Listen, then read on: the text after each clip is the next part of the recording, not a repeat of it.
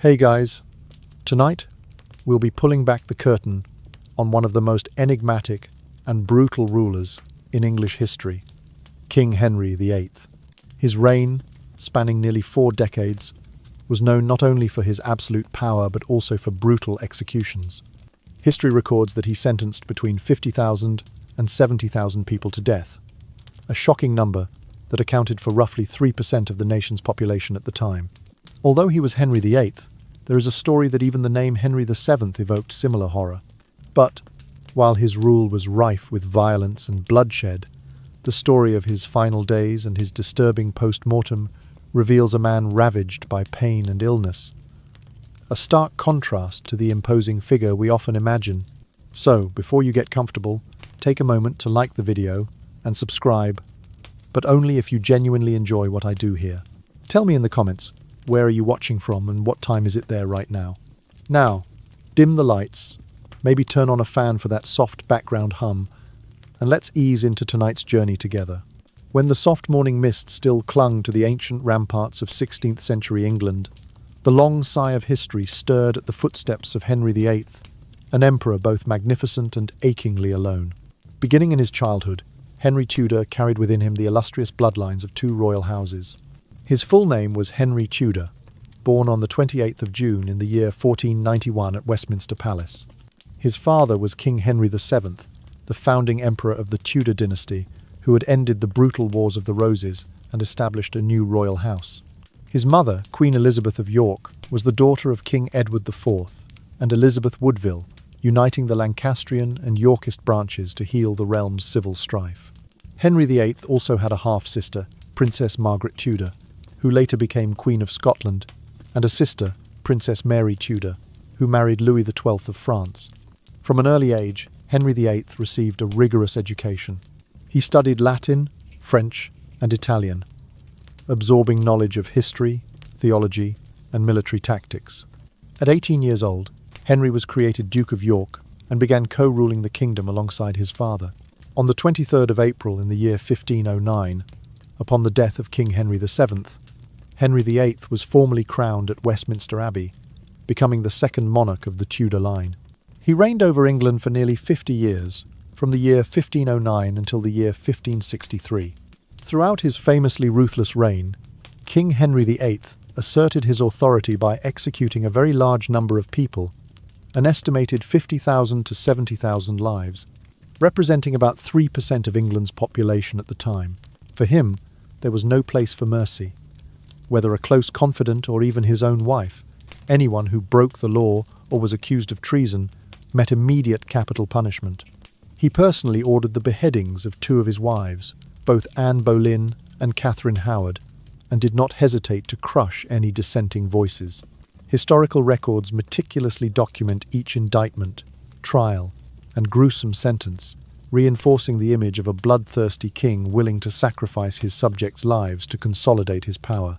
Beyond his harsh rule, Henry VIII also left a significant legacy in naval development.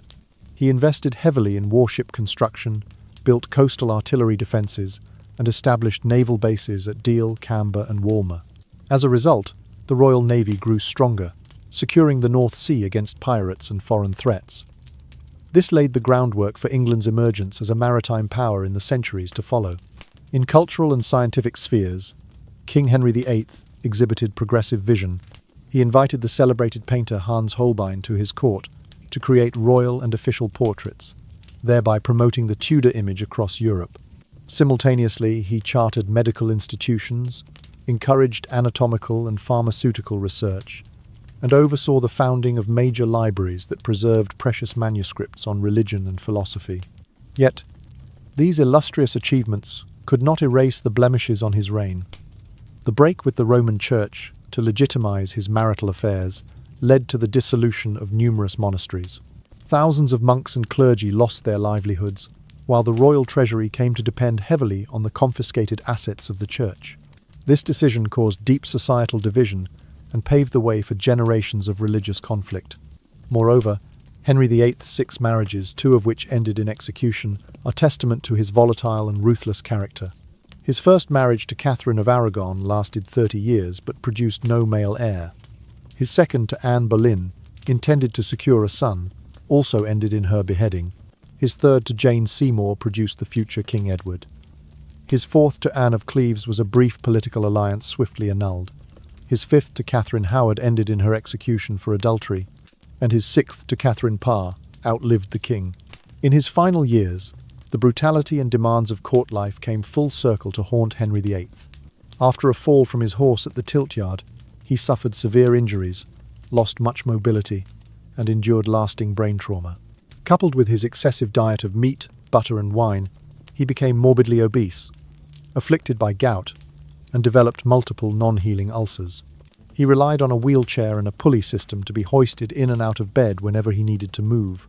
In summary, the reign of Henry VIII was a blend of iron-fisted authority, naval ambition, religious reform, and cultural and scientific advancement, but also rife with marital tragedy, religious schism, and personal suffering.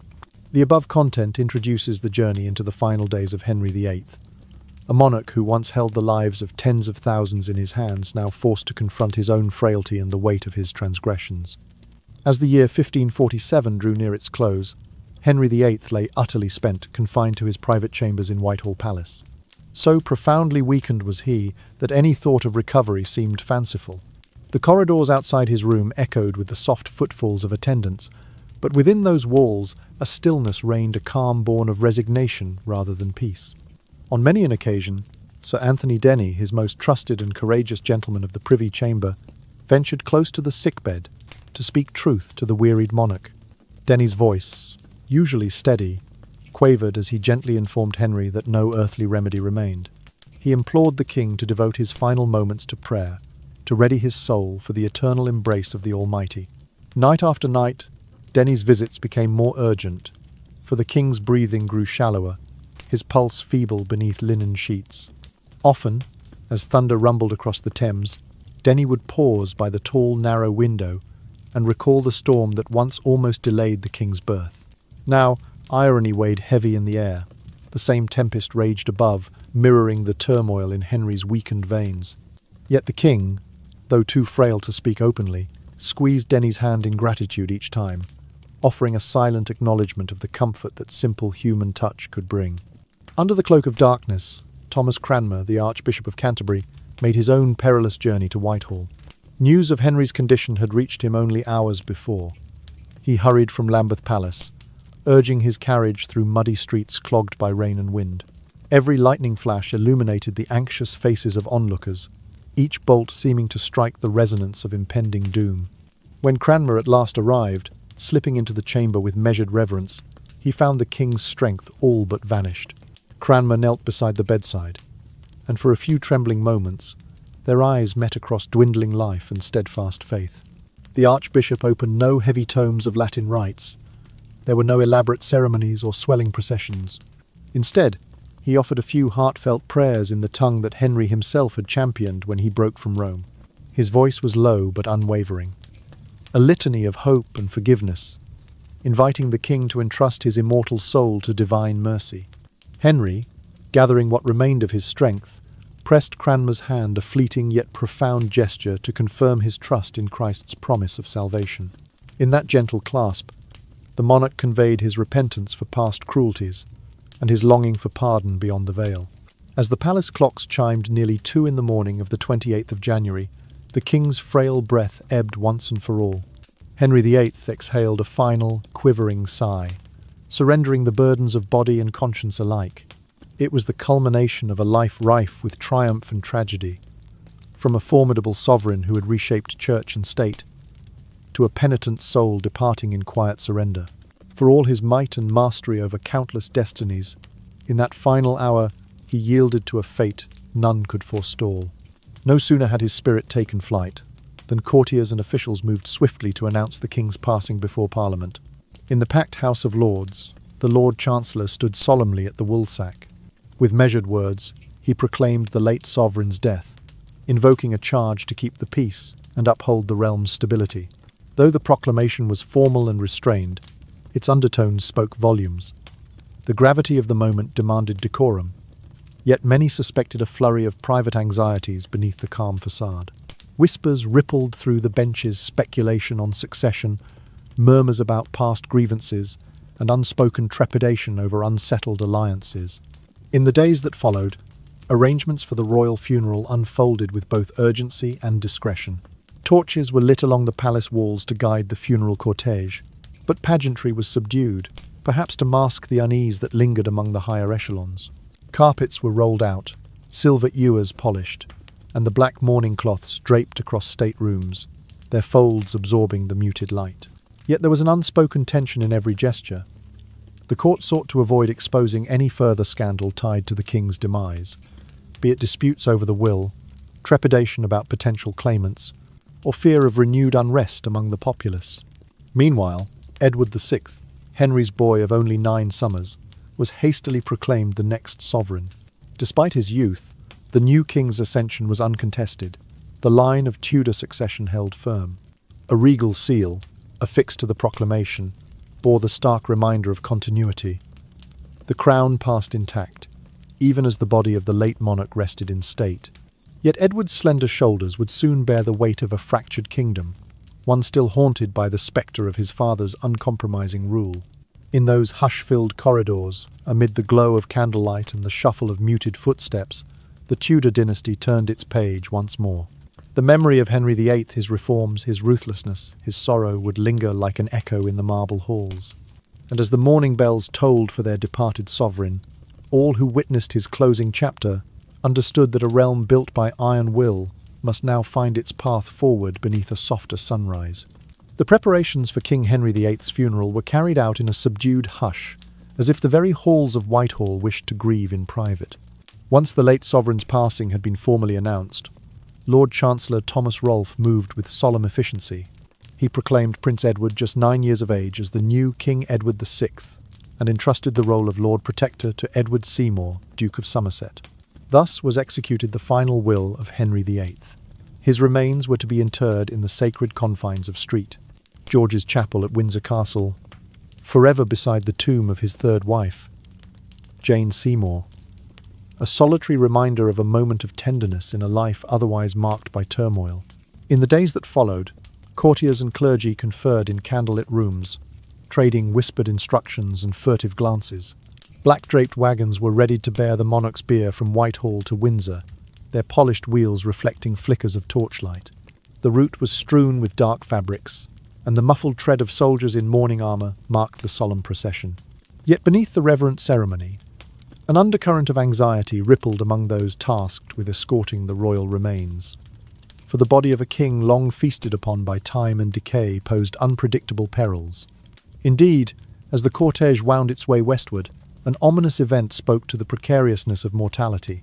Having lain for days upon a state bed without the benefit of modern preservation, the late king's corpse had begun to generate gases beneath its wrappings. Somewhere amid the rolling Berkshire hills, a sudden, thunderous explosion rent the still air, a ghastly report that echoed off distant oaks and startled the horse-drawn hearse. An attendant later claimed the wooden coffin split along its grain, the lid creaking open as noxious vapours of decay escaped in a fetid plume.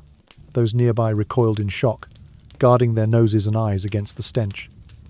Some whispered that the coffin even buckled under the pressure, its iron fixtures bending outward like bent nails in a coffin's lid. Rumours spread quickly, though no official record confirmed the full extent of the mishap. In the hush that followed, the procession hastened its pace, as though fear of further eruptions spurred them onward. Yet none dared document the scene in detail. To record scandal at the sight of a king's final indignity was tantamount to lèse-majesté. Instead, survivors slipped into silence, their memories preserved only in hushed anecdotes and half-remembered confidences. Once the cortege reached Windsor's ancient gatehouse, the remains were borne into the cool quiet of St. George's Chapel. Priests in sable robes intoned the funeral rites, Latin prayers echoing off vaulted stone. The congregation, from nobles in ermine to servants in simple hoods, knelt in rows of flickering candlelight. Each recitation of Requiem Aeternam felt like a plea for mercy upon a monarch whose life had left so many bereft. Then, as the final hymn faded into the stillness, Henry's coffin was lowered into the earth beside Jane Seymour's effigy, bound for eternity in a duchess's marble tomb. In the years that followed, Historians turn to the records sparse and often contradictory to puzzle over the true cause of Henry VIII's demise. Medical accounts left little more than vague notations. The king suffered from a grievous malady, or chronic ailments of varied nature. Modern scholars speculated relentlessly. Some proposed that a form of diabetes had afflicted him, wrought by decades of gluttonous indulgence and sedentary confinement, leading to high blood pressure and compromised circulation. Others pointed to the severe head trauma sustained in that jousting accident, suggesting delayed neurological consequences such as dementia or fatal embolism. Further conjecture centered on Cushing's syndrome, an endocrine disorder that brings about a rounded moon face, thinning skin, and poor wound healing. The king's persistent ulcers and inability to recover from even minor infections lent credence to this theory. Yet without access to tissue samples or precise laboratory analyses, the hypothesis remained just that, an educated guess bound by the limits of Elizabethan medicine. No preserved letters from royal physicians offered conclusive testimony, and the Tudor court's reticence to expose its vulnerabilities left posterity with a narrative shaped by rumour and second-hand impressions. Thus, the final chapter of Henry VIII's life remains a mosaic of fact and folklore, stitched together by historians who peer across centuries. They weigh the political motives that might have coloured contemporary reports, consider the sensationalism of travellers' tales, and attempt to reconcile physical descriptions with modern medical knowledge. Still, the king's true cause of death eludes definitive declaration. All that endures is a tapestry of theories: diabetes, hypertension, brain injury, Cushing's, perhaps even pneumonia, that he could not shake, woven into the larger story of a monarch whose fervid reign both shaped and tormented the realm he once ruled so absolutely. In the wake of the lavish yet sombre funeral, the Tudor court found itself plunged into the delicate task of transferring supreme authority. Young Edward VI, scarcely 10 years old, was now crowned king, his small frame draped in robes far too broad for his slender shoulders. His ascent to the throne brought joy to some, yet a whisper of anxiety to all, for a realm governed by a child could not stand alone. Thus, in accordance with Henry VIII's final will, the Lord Protector's office fell to Edward Seymour, Duke of Somerset, the late king's resilient younger brother and the boy monarch's uncle by marriage. Somerset moved with brisk precision to establish his new dominion. He convened the nascent Regency Council in the ornate painted chamber, its walls still bearing the faded frescoes of past courtly triumphs. Barons and bishops, all arrayed in solemn gowns, took their seats on high-backed chairs, their voices hushed as Somerset presented his credentials. Great Seal in hand, authority to preside, and a promise to steer England through its tender transition. Candles flickered along the vaulted ceiling, their soft light lending a subdued glow to the assembly. Outside, winter's chill hung in the air, drawing pale mists across the palace courtyard, as if the season itself mourned the passing of a king and braced for the uncertain days ahead. Under Somerset's stewardship, the realm witnessed swift and sweeping reforms. He championed further strands of his brother's religious revolution, ordering the removal of Catholic imagery from parish churches. Stone reliefs of saints were chiselled away. Painted windows, once vibrant with ruby and sapphire glass, were stripped of their sacred scenes and replaced with plain panes. Somerset also oversaw the publication of the Bible in English, a gesture that resonated across villages and towns. In the hushed hush of Bedfordshire parish churches, common folk now read the Holy Scriptures in their native tongue, finding solace and guidance within words they could understand. This moment, many believed, marked a critical turning point in the history of the Church of England, yet it would also sow seeds of dissent among those who lamented the loss of ancient rites. Indeed, as Somerset amassed power, murmurs of discontent rippled through the ranks of the nobility. He controlled the treasury with a firm hand, directing funds toward his own estates and rewarding loyal supporters with coveted grants of land. His lavish entertainments at Somerset House banquets, held in gilded halls with goblets of spiced wine and platters of roasted swan, stoked envy among those who watched their own fortunes dwindle. A faction of seasoned courtiers, led by the Earl of Arundel and Lord Darcy, began to murmur in secret corridors. They accused the Protector of exploiting the young king's inexperience, manipulating the royal signature for personal gain, and threatening the stability of the Tudor line itself. These conspirators met beneath the dim lantern light in the stone cellars of London's guildhalls. Maps of royal estates stretched across wooden tables, quills scratching ink as they plotted Somerset's downfall. The air, heavy with the scent of damp earth and candle grease, crackled with urgency. The time had come to reassert the primacy of the crown and curb the protector's ambitions. Whispers of regicide were avoided, yet the phrase political execution hovered in every grave tone. Meanwhile, Edward VI, frail and pale, victim of the same ailments that haunted his father in later years, struggled to master the duties thrust upon him. Tutors reported his bright mind discursive beyond his years. He questioned foreign policy and devoured treatises on governance. Such flashes of maturity alarmed Somerset, who feared the boy's fledgling independence might unseat him. Thus, Somerset watched the Crown Prince with wary eyes, uncertain whether to nurture the young king's promise or to tighten the reins of authority ever further. The critical moment arrived in the autumn of 1549, when one evening armed guards nearly burst into Somerset's chamber. He was seized by agents of the Privy Council, an edict of arrest clutched in the hand of Lord Street John. Somerset, startled from his dinner of roast venison and pottage, found himself accused of corruption, abuse of power, and high treason against the crown. His pleas fell on deaf ears. By dawn, he was chained and conveyed to the Tower of London, the cold stones of the old fortress echoing with the clink of his fetters. In the days that followed, Parliament convened in hurried session. Evidence was presented, ledgers detailing illicit loans, letters bearing Somerset's seal used to dispose of monastic lands, eyewitness accounts of court intrigue. The verdict was swift. Edward Seymour was found guilty and condemned to death. On the 15th of October, in the year 1552, he was beheaded on Tower Green, his head severed by the very blade he had once wielded in defence of his sovereign. With Somerset's fall, the Lord Protector's mantle passed to John Dudley, Duke of Northumberland, a wily statesman famed for his shrewd negotiation and unerring calm. Northumberland assumed the Regency Council's leadership with an air of quiet confidence, his dark eyes betraying an uncanny calm in the face of turmoil. Yet his rise did little to quell the swirling factions at court. Under his watch, courtiers jockeyed for favour, bribery, and counter-bribery became common currency, and each minister vied for control over the young king's ear. Amid this tumult, a lingering shadow cast by Henry VIII's memory continued to haunt the palace. Tales of his merciless punishments, the swift beheadings of wives, and the ruthless suppression of dissent were recounted over hushed cups of ale in taverns and around hearths in country manors. The proverb, "power corrupts," absolute power corrupts absolutely, was trotted out as both warning and lament. The struggle for influence in Edward VI's minority reminded all that the seeds of despotism once sown could not easily be uprooted, no matter how the bearer of that seed had passed into eternity.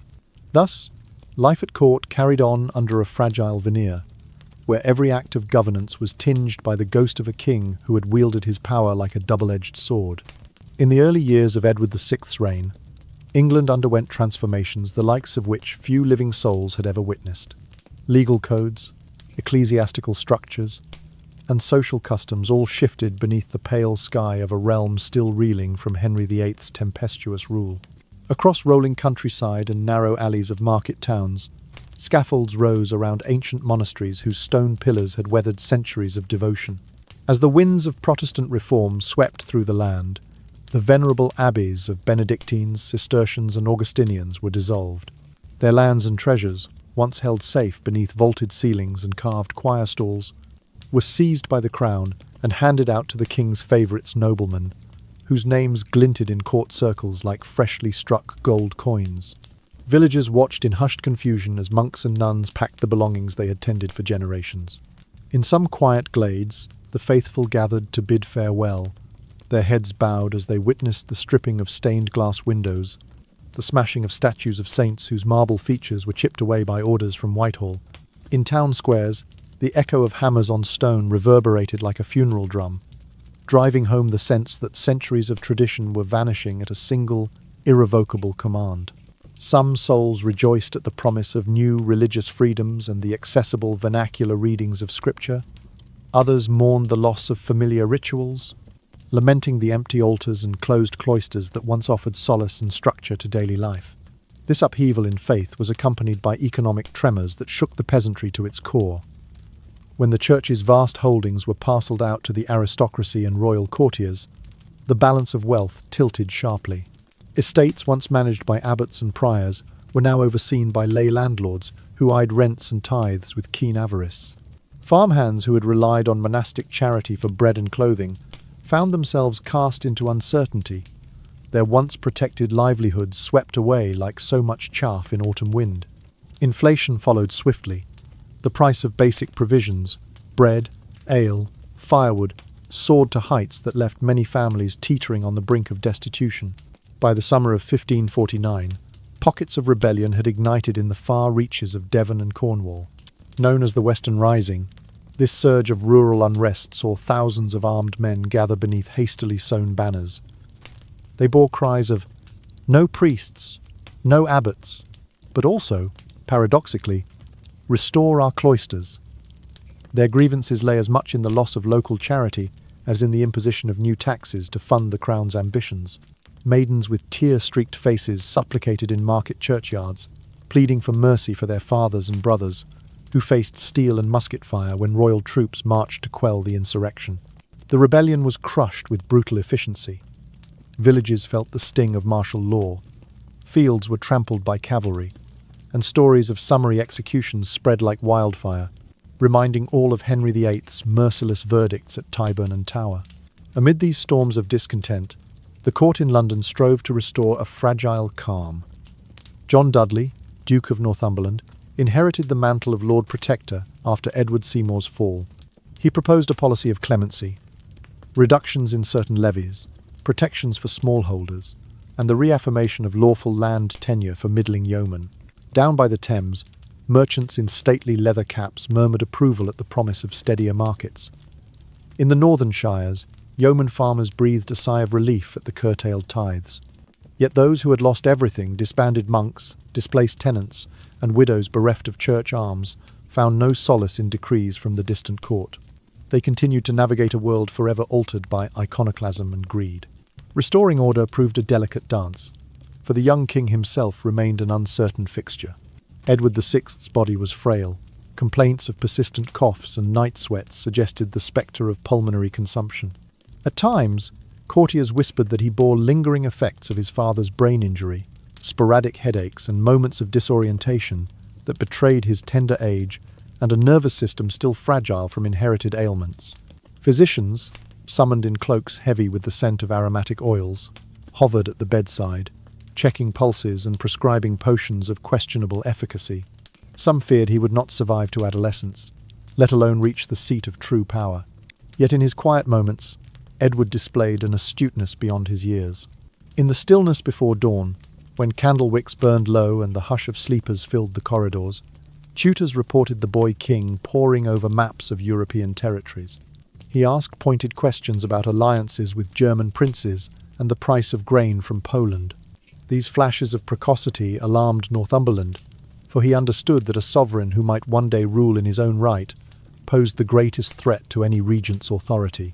Thus, the palace buzzed with cautious intrigue, as courtiers jockeyed for influence over a monarch whose final liberation from minority remained uncertain. In this blend of political manoeuvring, religious fervour, and economic strain, the story of Edward VI's early reign unfolded like a somnolent tapestry woven with threads of triumph and strife, illuminated by sparks of youthful promise, yet shadowed by the heavy memory of his father's absolute power. The Tudor dynasty, once anchored by Henry VIII's formidable will, now drifted in uncertain currents, reminding all who watched that power, once unleashed, left ripples that neither time nor mercy could easily erase. When Edward VI departed this world far too young, the throne lay vacant at the close of a half-century dominated by Tudor rule. His passing in the summer of 1553 sent ripples of sorrow and apprehension through every county and shire. In accordance with his dying wishes, the child king had designated his elder sister Mary Tudor, daughter of Catherine of Aragon, as his successor, hoping to preserve the continuity of an ancient royal line. Yet this choice ushered in a new chapter, fraught with daunting challenges. For Mary first was determined to reverse her brother's Protestant reforms and restore the Catholic Church's primacy in England. From the moment she ascended the throne at Hampton Court Palace, Mary's resolve was unshakable. She convened a commission charged with reinstating medieval canon law, summoning back to England scores of exiled Catholic bishops who had sought refuge in distant Europe. The great halls of Lambeth and Winchester, once silent for decades, saw the return of mitred prelates bearing gilded croziers. In London's hallowed nave of Street, Paul's Cathedral, priests draped in crimson vestments celebrated the Tridentine Mass, the Latin liturgy echoing like a distant memory. Meanwhile, parishioners watched as the statues of the Blessed Virgin and saints were meticulously reinstated, replacing the stark simplicity that had prevailed under her brother's brief reign. But Mary's campaign for religious uniformity did not end there. In the spring of 1555, she sanctioned the public execution of 35 Protestant martyrs in Smithfield. Each day, as the drums of the London militia boomed through narrow streets, families gathered along the wooden barriers, faces pale in the chill air. The condemned ministers and laypeople alike climbed the scaffold with solemn courage. The crack of the executioner's axe and the whoosh of black smoke rising from the pyres composed a grim chorus known to history as the Marches of Martyrs. Their English Bibles and prayer books, once cherished heirlooms, were hurled into roaring flames, the pages curling and shrivelling in a blaze that cast long shadows across the onlookers' faces. These measures only deepened the fissures in the realm. While devout Catholics rejoiced at the return of old ceremonies and processions, countless others felt betrayed by the abrupt erasure of familiar customs. The hallowed hum of the vernacular liturgy was replaced by incantations in an ancient tongue few could comprehend, leaving many worshippers adrift. Those who sought refuge in the new faith told tales of secret Bible readings by candlelight in hidden garrets, of whispered sermons passed from one trembling hand to another. Before long, a tide of exiles formed, with families fleeing across the Channel to safety in Geneva, Frankfurt, and other Protestant enclaves, their departure marking one of the largest waves of religious refugees England had ever known. Parallel to Mary's religious crusade, the kingdom grappled with economic woes and foreign conflict. Castles along the southern coast braced for French incursions, and the crown's coffers, strained by the cost of Elizabethan warships, could scarcely fund both armies and ecclesiastical restorations. Most contentious of all was Mary's political marriage to Philip II of Spain. Heralded by grand tournaments in street, James's Park and lavish banquets in candlelit halls, the union nonetheless sparked panic among commoners and nobles alike. They feared England would become a mere province of the Hispanic Empire, its sovereignty traded for dynastic ambition. In Kent and Sussex, mobs gathered beneath hastily raised banners, chanting cries of "No Spaniard prince upon our soil." Their anger coalesced into Wyatt's rebellion of 1554, a desperate bid to prevent Philip's coronation. Yet the uprising was swiftly and brutally suppressed. Captured rebels tasted the same harsh justice that had defined her father's reign, jailed in damp dungeons and, in some cases, offered the king's pardon only if they renounced their faith. As Mary's rule grew harsher, her subjects grew wearier. The memory of Henry VIII, often misremembered as Henry VII, by those who foresaw the blood that had been spilled echoed in every edict. The same iron-fisted authority that once ordered the beheading of 2 queens and the dissolution of monasteries now shimmered in the bonfires of Protestant books and the crackle of funeral pyres. Beneath the veneer of royal proclamations, under the stone bridges of Oxford and the thatched roofs of Yorkshire, the people felt the weight of a cycle that promised only more suffering. Yet even amid this darkness, the tale of Tudor England assumed a lulling rhythm. Candlelight flickered upon weathered manuscripts in lonely corners of Winchester Cathedral. Gentle breezes rustled through the yew trees of street Peters in the woods, as if whispering forgotten prayers. Storm clouds gathered over the Thames, their distant rumbles echoing like the tolling of a bell for the ages. In this weary lull, the story found its final cadence. A sleeping kingdom caught between the iron of absolute power and the frail hope of human mercy, beckoning restless souls to drift into dreams of bygone glories and unfulfilled promises. After Mary I's death on the 17th of November in the year 1588, a hush of expectancy fell over the realm. In the dim dawn light, courtiers and common folk alike whispered of the new sovereign. Elizabeth Tudor, daughter of Henry VIII and Anne Boleyn, now crowned Queen Elizabeth I. Her accession marked a turning point. one that transformed an age of wrenching religious turmoil into an era of cultural splendor. Elizabeth, mindful of the scars left by her half-sister's uncompromising creed, wove a delicate tapestry of tolerance. She upheld the structure of the Church of England, ensuring its bishops and liturgy remained in place, yet allowed both Protestant and Catholic subjects to practice their faith in private chapels and household masses. Under Elizabeth's thoughtful governance, London's streets rang with the sound of hammers and saws, as new playhouses rose from dusty pastures. The Globe, the Rose, and the Swan wooden frames draped in scarlet banners welcomed crowds whose rapt attention transformed simple verse into living drama. Master William Shakespeare, with quill trembling over parchment, spun tales of star-crossed lovers and ambitious kings. Christopher Marlowe strode upon the stage with the fervour of a poet possessed, reciting lines that echoed in the rafters of every inn and tavern.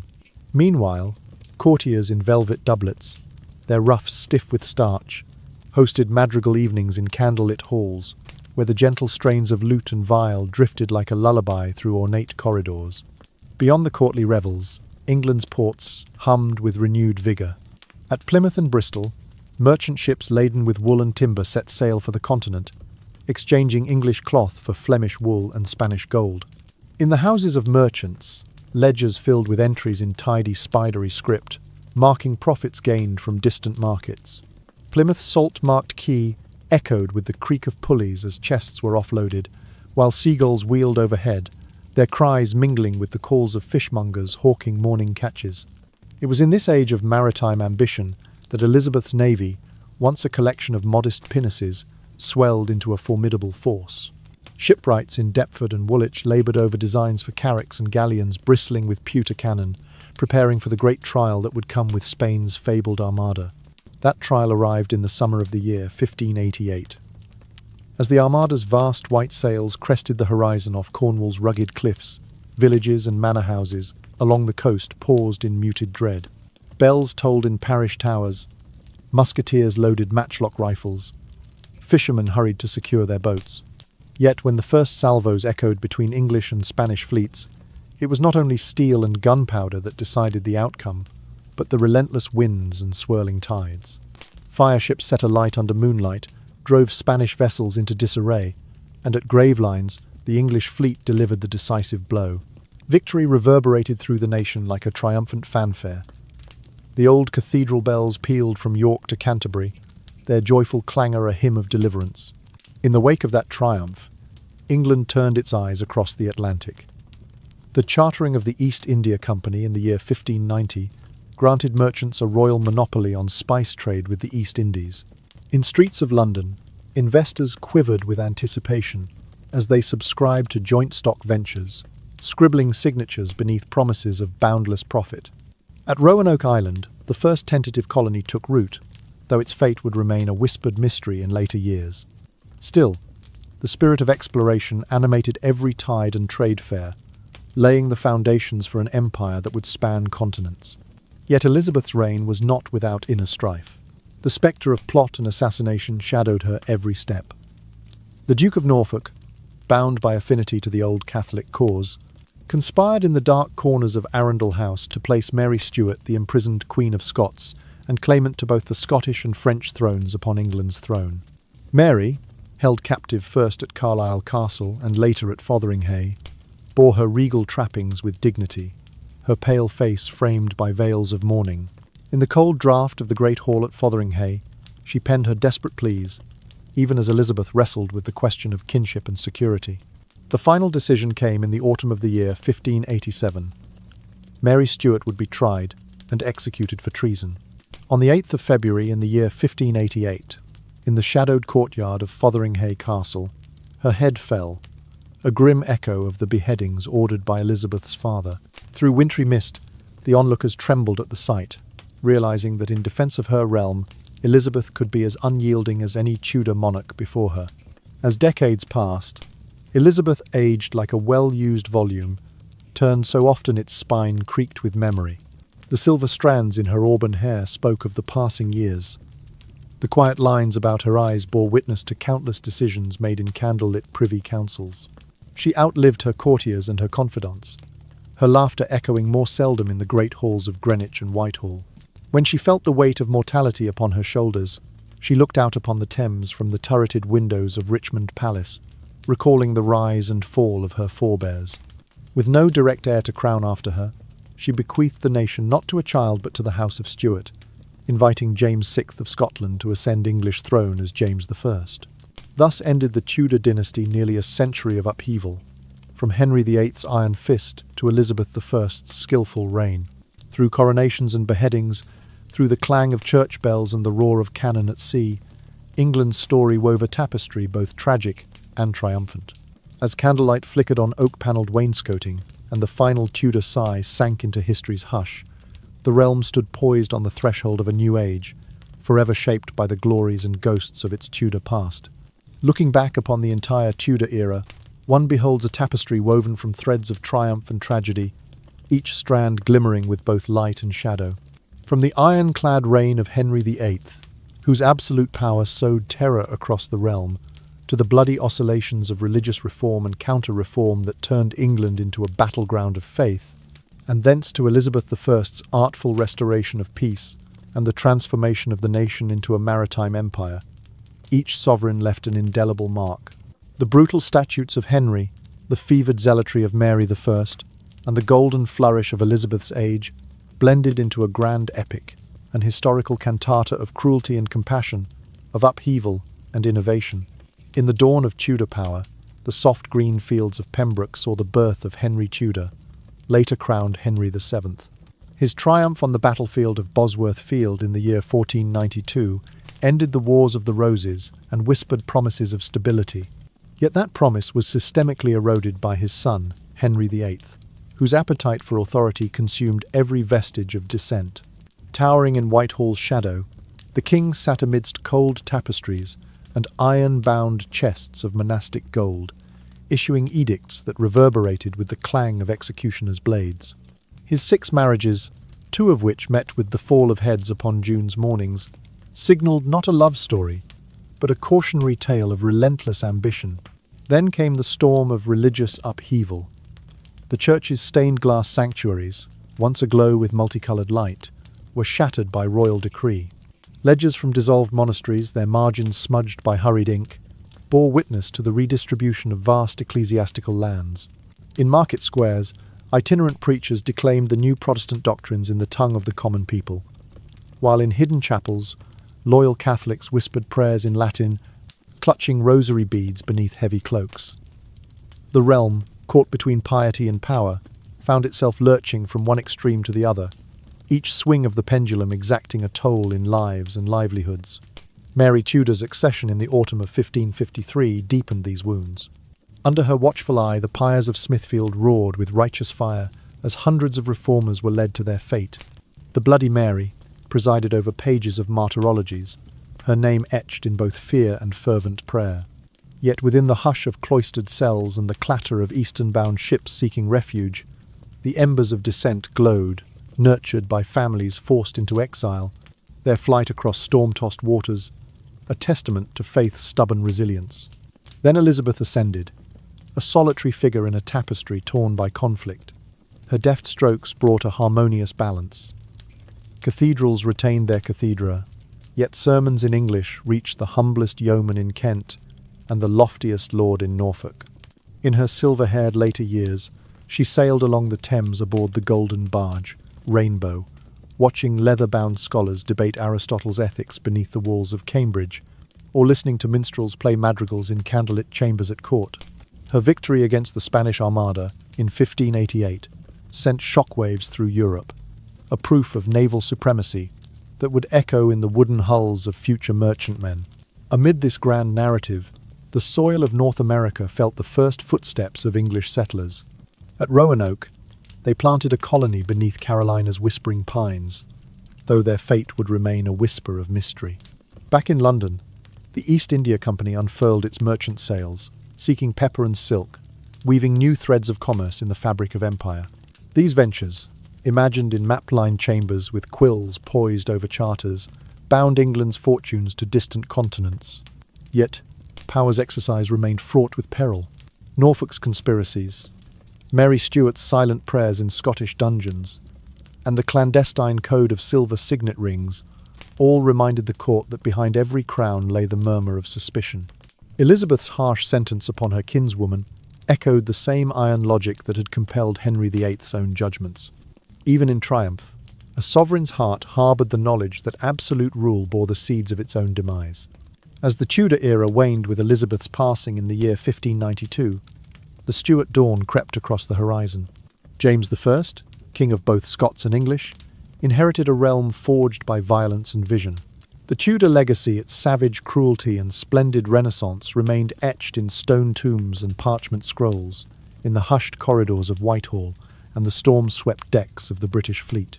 Thus concludes the Tudor cantata, a symphony of power's heights and depths, of faith's fury and forgiveness, of culture's bloom and conflict's cold.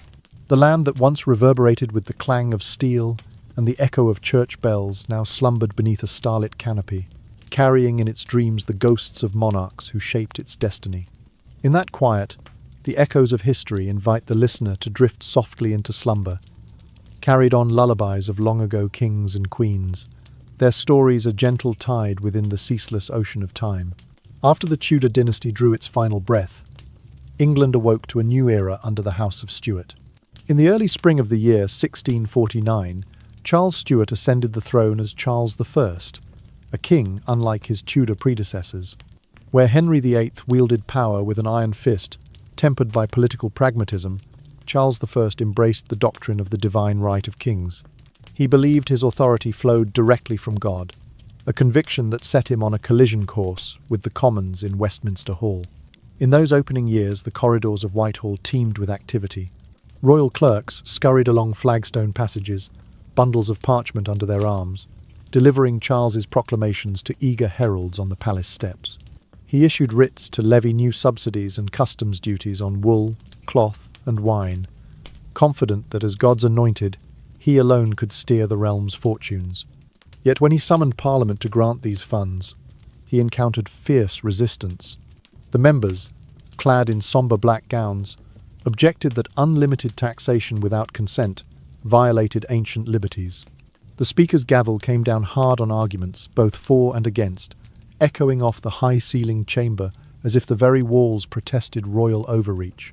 Tensions ripened over years of skirmishes in committee rooms and heated exchanges behind carved oak desks. Charles dissolved Parliament more than once, retreating to Windsor Castle's quiet solitude, its turrets mist-wreathed at dawn, where he conferred only with his most loyal advisers. Yet, neither dissolution nor royal prerogative could quell the growing storm. In the year 1642, driven by frustration and a desire to assert his authority, Charles ordered the arrest of 5 members of Parliament. He stormed into the chamber at Westminster, cloak swirling, eyes ablaze, only to find the seats empty, the fugitives having been forewarned. This ignominious failure spelled the ruin of compromise and set England on the path to civil war. By the summer of 1642, England was a nation divided. In village squares, farmers laid down their scythes and picked up pikes, pledging allegiance either to king or to Commonwealth. Across verdant fields and rolling hills, battle lines formed. Royalist cavaliers, with plumed hats and polished swords, rode forth under gilded standards. Parliamentarian roundheads, bald or closely cropped, stood shoulder to shoulder behind crimson-coated musketeers. The first clash at Edgehill in October of 1642 erupted in a roar of cannon fire and cavalry charges, smoke rising like an unholy pall over the amber cornfields. The conflict dragged on for close to a decade, leaving hundreds of thousands dead or disabled. Towns such as York and Bristol saw their ancient walls shattered by siege artillery, while countless estates were pillaged or commandeered to quarter hungry soldiers. Amid this ravaged landscape rose the new model army, forged by Oliver Cromwell's stern vision. Training grounds at Windsor and Ipswich echoed with the shouts of drum instructors and the steady beat of marching feet. Recruits, drawn from Puritan congregations and yeoman farmers, endured grueling drills of pike and musket, buoyed by a shared belief in a righteous cause. "God is our strength," they would chant, voices echoing across rainy fields, making the soldiers feel less like men and more like instruments of divine judgment. By the year 1646, Cromwell's disciplined forces had turned the tide. At Naseby, on a mist-shrouded morning in June, Parliament's army delivered the death blow to the king's main field army. The battlefield lay strewn with shattered pikes, spent muskets, and the weary bodies of royalist troops. Charles, for his part, fled south through forests and safe houses, his royal cloak torn and muddy. Though truce negotiations flickered briefly in his favour, he remained steadfast in his belief that the king can do no wrong, refusing to yield to Parliament's terms. In January of 1649, Parliament mustered the courage to indict the king for high treason. Westminster Hall, where once debates over taxation had shook the realm, now hosted the trial of a monarch. Elevated on a raised platform, Charles listened as charges were read, waging war against his own people, subverting the laws and liberties of the land. When offered a chance to speak, he declined, deeming the court illegitimate. Yet his silence did little to slow the proceedings. On the 30th of January, before the ornate facade of Banqueting House in Whitehall, Charles was led to the scaffold. The blade fell with a single chilling thud beneath the cold winter sky. As his blood seeped into the wooden boards, a centuries-old structure of absolute monarchy lay shattered forever. What followed was England's lone experiment in republican government. In the austere spring of 1649, Oliver Cromwell was recognised as Lord Protector, presiding over the Commonwealth from Whitehall's grand chambers. Gone were the revels of courtly masques and the strains of lutes. Cromwell's England banned theatre performances and secular music, deeming them distractions from godly living. Puritan preachers filled pulpits from London's Fleet Street to Norwich's Cathedral, warning of divine wrath for any moral lapse. Yet Cromwell maintained a formidable army, its red-coated regiments stationed along the south coast in case of foreign invasion. Merchant ships in Plymouth and London's Pool of Wharf paraded the red ensign of the Commonwealth, carrying tobacco from the New World and sugar from Barbados, stirring hopes that commerce might heal a land torn by war. By the time of Cromwell's death in the year 1658, his legacy was paradoxical. England had escaped the yoke of absolute monarchy, and yet, under the Protectorate, it had slipped into another form of centralised authority. His eldest son, Richard, lacked his father's stature, and soon lost the confidence of both army and Parliament. Within 2 years, intrigues in Whitehall's dimly lit council rooms ushered in the return of the monarchy. In the spring of 1660, General Monk led troops from Scotland into London's streets, clearing the way for the restoration of Charles Stuart's line. On the 29th of May, Charles II, having spent years in exile amid Venetian canals and French chateaux, stepped onto English soil at Dover. By midsummer, he was crowned at Westminster Abbey, his restoration greeted with joyous church bells and the reopening of theatres that had lain silent for over a decade. Thus concluded the first Stuart chapter, a turbulent prelude to further dynastic change. England, having tasted both kingless republic and restored crown, now entered a new age ever mindful that power, once shattered, can only be held in fragile balance. When the bells of Westminster pealed in the spring of 1660, their joyous toll marked more than the coronation of Charles II. It heralded the dawn of the Restoration, a season of exaltation after 11 long years of Puritan austerity. From the fields of Somerset to the crowded lanes of London, people shed their black coats and sombre faces like old skins, eager to embrace the bright hues of revelry once more. In open squares, dancers took to makeshift stages, lutes and viols trailing their liquid notes across the misty air. Street vendors sold sweetmeats glazed with honey, and tavern hearths blazed to life, warming the bones of travellers fresh from the cold hush of Cromwell's reign. The new king, Charles Stuart, proved an affable patron of the arts. He welcomed playwrights and poets to Whitehall's ornate banqueting hall, where candlelight danced upon polished oak tables. Samuel Pepys, the sea captain turned diarist, recorded how the city's playhouses closed under the Commonwealth swung open their doors once more. The Globe revived its thatched roof, and the company of players recited Shakespeare's stirring counsel to hold, console, and dress the theatre's spirit. At Oxford's Bodleian Library, scholars debated celestial mysteries as the newly founded Royal Observatory trained its instruments on the shimmer of far-distant stars, a testament to Charles's curiosity for natural philosophy. Yet, behind the festival laughter and embroidered doublets lay the murmurs of controversy. Charles's private life, as ornate as his court, set tongues wagging from Westminster to Windsor. He maintained a glittering retinue of mistresses, Nell Gwynn, whose auburn hair and quick wit charmed the court, Louise de Querouaille, duchess and diplomat in her own right, and others whose names lingered in parlours like forbidden perfume. These alliances produced children whom Charles acknowledged with princely titles, bestowing dukedoms on sons grown from secret beds. While some frowned at the king's libertine ways, he deftly balanced court factions, offering favours to old royalists and new men alike, ensuring that no single interest could topple his throne.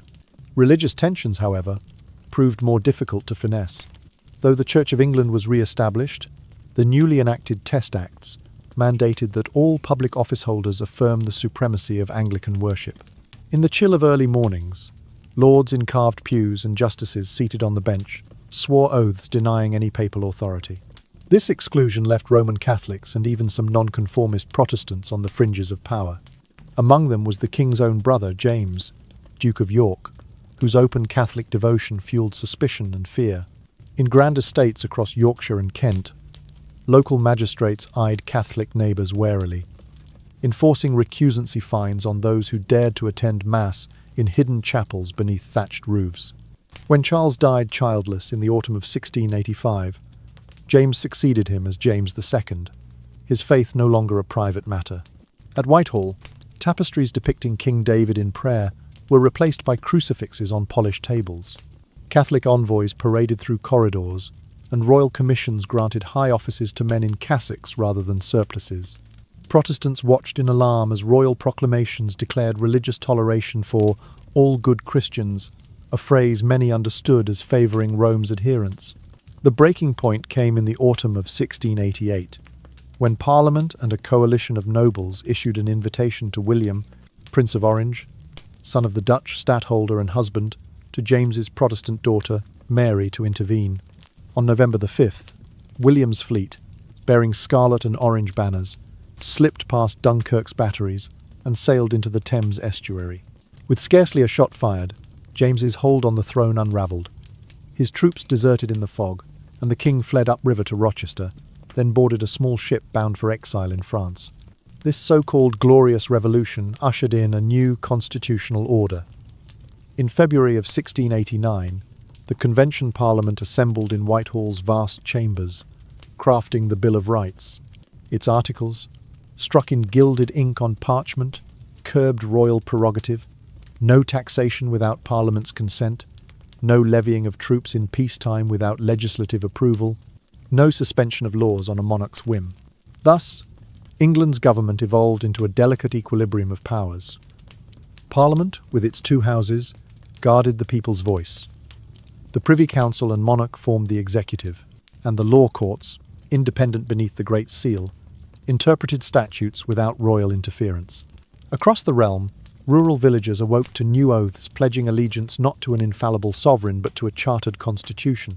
Market bells chimed in celebration, even as church bells tolled modestly, inviting prayers for stability rather than vengeance. In timbered inns along the Great North Road, travellers toasted to the new monarchs, William and Mary, co-regents who strode through London in solemn procession, robes of state glinting under grey skies. Thus concluded the Restoration and ushered in the age of constitutional monarchy. In the hush that followed, London's fog lay thick on the Thames, the fishwives' calls echoing in the dawn mist. The nation, once ruled by the doctrine of divine right, now rested on written guarantees. The drumbeats of revolution and restoration faded into memory, leaving a quieter cadence. The soft turning of pages in the Commons' journals, the measured ticking of the prerogative court's clock, and the gentle susurrus of sails on the river, carrying England into the peaceful intervals between storms. In the gentle dawn of 1689, England entered a new chapter under the joint rule of William III and Mary II, an era that would shape the nation's trajectory for centuries to come. Parliament, its chambers once echoing with the stirrings of revolution, now gathered regularly in Westminster's Grand Hall, its members draped in sombre robes, but buoyed by a renewed sense of purpose. Debates ranged from the nuances of trade policy to the limits of royal prerogative, each speech delivered with measured restraint, as if the orators themselves felt the weight of history pressing gently upon their shoulders. By the winter of 1694, the Bank of England was born, a venerable institution established in Threadneedle Street's narrow lanes with the lofty aim of stabilizing the realm's finances. Merchants and nobles, quills poised over parchment, subscribed to its initial offering, believing that a central bank could underwrite England's growing ambitions. Inside the bank's vaulted halls, tellers in waistcoats and knee breeches recorded deposits with meticulous care, while in the dank basements, chests of gold, doubloons, and pieces of eight gleamed under the flicker of candlelight. This financial innovation provided the credit necessary to fund the Royal Navy's continuing expansion, a fleet of sleek frigates and stout man-of-wars that patrolled the Channel and beyond. Far from London's cobbled streets, the British East India Company charted courses to distant shores. In its docks at Blackwall, clippers laden with tea chests and fine silks prepared to brave the Cape of Good Hope. Shipwrights hammered iron nails into oaken hulls as dock workers unloaded spices from the Indies, the air fragrant with cinnamon and pepper. Merchants in richly brocaded coats counted profits in ledger books, while spices and textiles changed hands for English cloth and silver rupees. Through these ventures, England's trading posts sprouted from Bombay's hot sands to Canton's bustling piers, planting the seeds of a global empire. Yet, prosperity brought its own challenges. In London and other burgeoning towns, the population swelled as artisans, shopkeepers, and labourers flocked to streets bright with gas lamps and thick with the clatter of coach wheels. Narrow alleyways grew narrow still as timber-framed houses multiplied without planning. Waste piled in gutters, and outbreaks of fever swept through tenements with alarming speed. Smoke from coal fires darkened the sky, lending a perpetual haze to the horizon. Meanwhile, in the green shires, life remained largely unchanged. Wool farmers tended their flocks in misty meadows, and cider presses ground apples beneath thatched barns, preserving traditions that reached back to Anglo-Saxon times. Amid this dynamic landscape, the Enlightenment dawned upon English thought. In candlelit studies at Oxford and Cambridge, John Locke wrote treatises on the natural rights of man, arguing that government existed by consent and must respect life, liberty, and property. His words drifted across university quads and into coffee houses in Covent Garden, where scholars and tradesmen debated the nature of knowledge and the structure of society. At the Royal Society's meetings in Gresham College, Isaac Newton presented his laws of motion and universal gravitation, his voice soft yet certain as he described the mathematical order underlying the cosmos. The air crackled with intellectual fervour as the principles of empirical science and civil society took root in English hearts and minds. This cultural renewal extended to the printed page. In 1695, the Licensing Act lapsed, freeing the press from government censorship. Printers in Fleet Street, their hands ink-stained, churned out daily newspapers with names like the London Gazette and the Daily Courant. Subscribers read of naval victories, parliamentary proceedings, and even local curiosities, an escaped ape from Kent, or a meteor shower witnessed near Cambridge. Shortly thereafter, periodicals such as The Spectator, founded by Joseph Addison and Richard Steele, offered essays on manners, morals, and politics. Citizens gathered in coffeehouses, rooms warmed by samovars of hot tea swapping ideas, and discussing the latest issue's commentary on virtue and vice.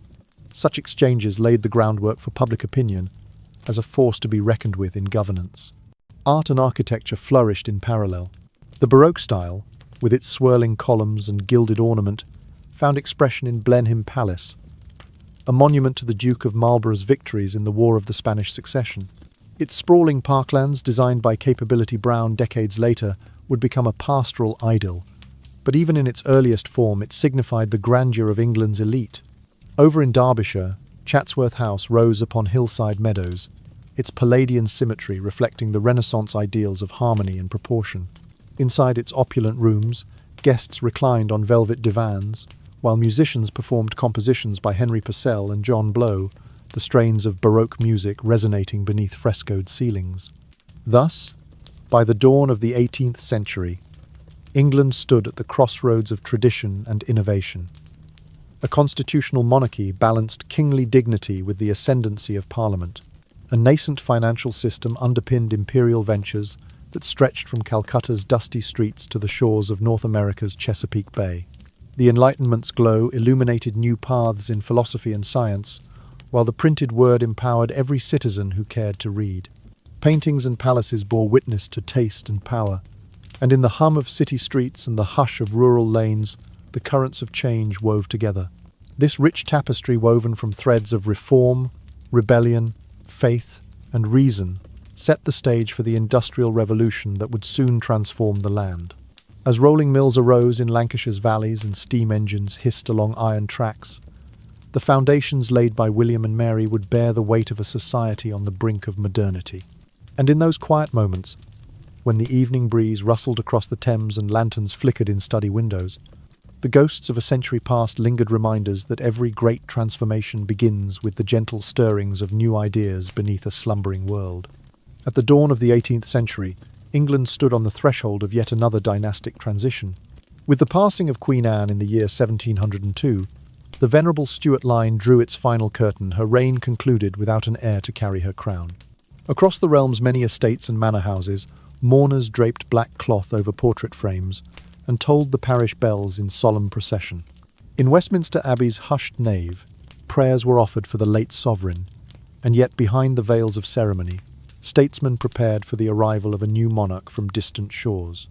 The Act of Settlement, passed some years earlier, had decreed that the next in line would be George, Elector of Hanover, a prince whose native tongue was German and whose familiarity with English customs was scant. In the autumn of 1714, George I made his stately entry into London. His coach rolled along the Strand under a canopy of fluttering pennants, escorting him through cheering crowds, though laughter and confusion mingled with the applause. Courtiers, in powdered wigs and silken waistcoats, scrambled to deliver translations of royal proclamations, and to explain that this foreign sovereign would soon govern them all. The new king, tall and grave, smiled politely at audiences, his voice thick with the lilt of the continent, yet he appointed a chief minister, later known as the Prime Minister, to manage the day-to-day affairs of state. Thus began the gradual shift of executive power from monarch to cabinet, accountable to the commons rather than to the capricious will of a solitary ruler. Under George I, and subsequently his son George II, 1727 through 1760, England enjoyed an unprecedented era of political stability. The Whig Party, staunch defenders of parliamentary supremacy, held sway in the House of Commons. Their leaders, William Pitt the Elder among them, advocated for policies that bolstered industry and empire alike. In the fertile fields of East Anglia and the rolling hills of the Midlands, agricultural improvements took root. Turnip rotations replenished the soil, new breeds of sheep thickened wool fleeces, and farm labourers experimented with iron ploughs to ease the toil of spring planting. These innovations rippled outward, feeding cities whose workshops hummed with the early stirrings of mechanization. Meanwhile, in the weaving towns of Lancashire, inventors tinkered with crude spinning jennies and water frames. In daylight hours, the sound of wooden gears creaked through factory walls, heralding the emergence of a proto-industrial landscape. Families exchanged hearthside tales of looms that might one day run without human hands, an idea both wondrous and unsettling. And while blacksmiths sharpened scythes and tinkers mended vessels, the drums of empire resonated overseas. Across the Atlantic, the 13 American colonies blossomed under the banner of English governance. Settlers poured into New England's pine forests, Pennsylvania's rolling savannas, and the tidewater plantations of Virginia. In Boston and Philadelphia, merchants bartered tobacco, wheat, and furs for British cloth and hardware, their shop windows lined with barometers and sundials imported from London workshops. Yet beneath the surface of colonial success lay the beginnings of a rift. Colonial assemblies bristled at royal governors' attempts to levy taxes without local consent. Rumblings of no taxation without representation echoed in taverns along the Delaware River, sowing seeds of dissent that would later burgeon into revolution. Back on European seas, England's naval might reach its zenith. By the mid-18th century, the Royal Navy boasted the largest battle fleet on the globe. Its ships of the line, cutting through Atlantic swells with billowing sails and thunderous broadsides. When the 7 Years' War erupted in 1756, England joined continental allies to check the ambitions of Louis XIV's heirs. In North America, The conflict known there as the French and Indian War saw British redcoats and colonial militias converge to seize Canada's citadels. In the colonies of India, the East India Company's forces clashed with French expatriates and their native allies, ultimately securing Bengal's provinces and laying the groundwork for an empire in the east. The Treaty of Paris in 1763 confirmed England's triumph. France ceded Canada to the British Crown, while India's trade routes fell firmly under East India Company control. The jewel in the crown of tea and spice trade shone brighter than ever, flowing into London's tea houses and Grub Street's coffee houses. In a smoky cafe off Fleet Street, gentlemen in knee breeches argued dueling points of law, common law versus Roman law, over steaming cups of Assam blend, their voices rising and falling like the tides in the Thames. As empire and commerce soared, England's middle class grew in both number and stature.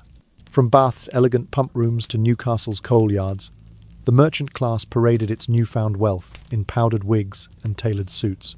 Philanthropic societies formed in the red brick heart of Manchester, pooling resources to found infirmaries and schools for the poor. Charitable trusts emerged to feed hungry children in the lanes of Bristol, as social reformers petitioned Parliament to alleviate the scourge of poverty. All the while, water-powered mills spun cotton threads into yardage, their chimneys billowing smoke into the once pristine skies of Lancashire's valleys. By the close of the 18th century's midpoint, the seeds sown under George I and George II had sprouted into a world on the cusp of transformation. From the constitutional government that balanced Crown and Commons, to the global empire that stretched from Quebec to Calcutta, and the stirrings of industrial manufacture in Yorkshire's mills, England had journeyed far from the narrow compass of medieval feudalism.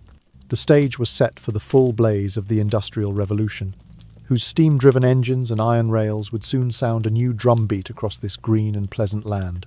In that soft half-light before the rise of smokestacks and factory towns, England took its final repose as an agrarian empire, poised at the brink of mechanical modernity, and the uncharted epochs of history yet to unfold. By the mid-18th century, England found itself standing on the threshold of a transformation so profound that its echoes would resound around the globe for generations. The age of cottage looms and hand-carved ploughs yielded to the thunderous beat of steam engines and the mechanical click-clack of power-driven mills. In the damp dawn air of a Lancashire valley, the silhouette of Richard Arkwright's water frame loomed like a great iron sentinel. As the mill wheel turned, dozens of spindles whirred in unison, drawing out yarn by the mile, an achievement undreamed of in a pre-industrial revolution world. Just down the road, in a workshop square at Birmingham, James Watt and his assistants tinkered with the steam engine's separate condenser, a cunning device that prevented precious heat from escaping with each piston stroke. When Watt's improved engine first fired to life, it hissed and groaned, then settled into a steady rhythm, a mechanical heart capable of powering textile mills, ironworks, and pumping stations in Yorkshire, Cornwall, and beyond. Soon factories sprang up like mushrooms after rain, brick buildings with tall chimneys, their mouths belching sooty smoke into the morning haze. Inside, the air wore an oily scent, and the floor trembled beneath rows of spinning jennies and power looms. As the machinery multiplied, so too did the towns that housed the labour. Manchester, once a modest market borough, swelled into a teeming metropolis of narrow streets and tenements stacked 5 stories high. Roofs of slate and tile pressed close together, and rainwater pooled in gutters slick with the residue of coal smoke. Outside the factory gates, men and women some barely 10 years of age lined up each morning, wrapped in woolen shawls or threadbare coats, breathing in the acrid fumes before punching time cards and securing workbenches. Their eyes, trained to surgeon-like precision, watched bobbins and belts with unwavering focus, fingers moving as if guided by some mechanical instinct. This age of mass production brought fortunes to mill owners and merchants, but it also deepened the chasm between wealth and want. Townhouses of red brick and white stucco sprouted along broad avenues, their front gardens neat with sculpted hedges. Inside, parlours gleamed with mahogany furniture and polished china teacups, while servants in crisp uniforms glided along hallways. Beyond those doors, however, lay the squalid back streets where ragged children scavenged for coal lumps to sell at the doorstep. The stark contrast between affluent drawing rooms and overcrowded lodging houses prompted growing unease among social reformers. By the early 19th century, These conditions sparked demands for political change. In bustling taverns and candlelit back rooms, men gathered to discuss the right to vote, to petition for representation in Parliament. The Reform Act of 1832 finally widened the franchise, admitting the middle classes and shifting power again from landed aristocracy to the emergent bourgeoisie. Meanwhile, the seeds of organized labor took root. In factory towns, spinners and weavers formed friendly societies to aid members in times of sickness or unemployment. Though still illegal, early trade unions whispered of a future in which workers might bargain collectively for fair wages and safer working conditions. Amid the din of industry, a different current flowed through England's cultural life. In the quiet valleys of the Lake District, William Wordsworth strolled along mossy banks and under trembling trees, capturing in verse the beauty of untouched landscapes. His companion, Samuel Taylor Coleridge, sat by candlelight, penning introspective lines that sought to reconcile the human soul with a world increasingly defined by steel and steam. Farther south, in London's Royal Academy, JMW, Turner painted tempestuous seascapes and sun-drenched countrysides, his brush dabbing at light and colour with a fervour that sought to awaken the viewer's emotions. Romanticism, with its emphasis on personal feeling and nature's sublime power, provided a refuge from the mechanical grind of factory life. On the international stage, England's industrial prowess fueled an ever-expanding empire. Steamships plied the Thames and the Mersey, their black hulls cutting swift courses to distant colonies. In Africa and Asia, the British flag was raised above protectorates and trading posts, marking the extension of economic interests under the guise of civilizing missions. Though the slave trade was abolished in 1807, the memory of sugar plantations and human cargo lingered in the docks of Bristol and Liverpool. Tea and cotton flowed in enormous quantities, but so too did the complexities of moral compromise that underpinned empire. By the year 1840, the landscape of England had been irrevocably altered. Smoke-blackened chimneys stood in sharp contrast to the rolling hills beyond city limits. The whistle of the steam engine, invented by George Stephenson and perfected in the early 1840s, heralded the dawn of a railway age. Iron rails stretched across moorland and meadow, linking Manchester to Liverpool, and soon London to Birmingham. Carriages filled with merchants and labourers sped along these tracks, carrying the promise of swift passage and economic opportunity. Yet even as the nation took pride in its transformation into the workshop of the world, the human toll weighed heavily on public conscience. Debates over child labour laws, public health acts, and the right to education filled parliamentary records. Reformers like Lord Shaftesbury campaigned for limits on dangerous work, and social investigators like Frederick Engels documented the plight of the working poor. Legislation would gradually follow factory acts, sanitation reforms, schooling mandates, but each step was hard-won against entrenched interests. Thus, the Industrial Revolution stands as a towering chapter in England's story, a time of inventive genius and economic expansion, yet also of social upheaval and environmental change. In the hush between factory shifts, when the roar of machines subsided and workers trudged home beneath gaslit streets, the nation paused to ponder the cost of progress. As lamplight flickered through smoky windows and steam hissed in the silent yards, England drifted toward a future of iron rails, mechanized labour, and new social contracts, an age that would shape not just the country's destiny, but the modern world itself. And so, as the final embers of this long and winding tale flicker and settle into the quiet darkness of memory, we find ourselves gently drifting from the roar of steam engines and the clatter of mill looms to the soft hush of evening. Imagine the brick smokestacks melting into twilight, the hiss of pistons growing faint like a distant lullaby, while the silhouettes of factories dissolve into rolling fields where sheep graze under the watchful eye of a setting Sunday. Let the figures of monarchs, generals, and inventors, their triumphs and tragedies, retreat behind a gauzy veil, leaving only their lessons, that unbridled ambition can shape nations, and that the human spirit, in its endless creativity, will always seek both conquest and compassion. Feel the tension of political storms ease, as the clamour of parliaments and the thunder of cannon fade into the far-off echo of church bells calling the faithful to rest. Recall how ideas of liberty, reason, and justice took root in the minds of thinkers who dared to imagine a world governed not by force alone, but by the consent of the governed, and how these notions sowed the seeds of a more inclusive society. Let that knowledge settle in your heart like a soft feather landing on still water, reminding you that progress is born of careful balance, that power tempered by responsibility can uplift, and that every age finds its measure of peace when it honors both its past and its promise. Now, as the final images blur into shadows, picture yourself lying in a comfortable bed, surrounded by the gentle glow of a bedside lamp. The tapestry of centuries of dynasties rising and falling, of engines belching smoke and scholars charting the stars, recedes into the landscape of dreams. There, beneath the canopy of night, you can carry forward the story's quiet truths. That even the mightiest empires begin with a single spark of vision. That every chapter of history, no matter how tumultuous, eventually gives way to reflection, renewal, and rest.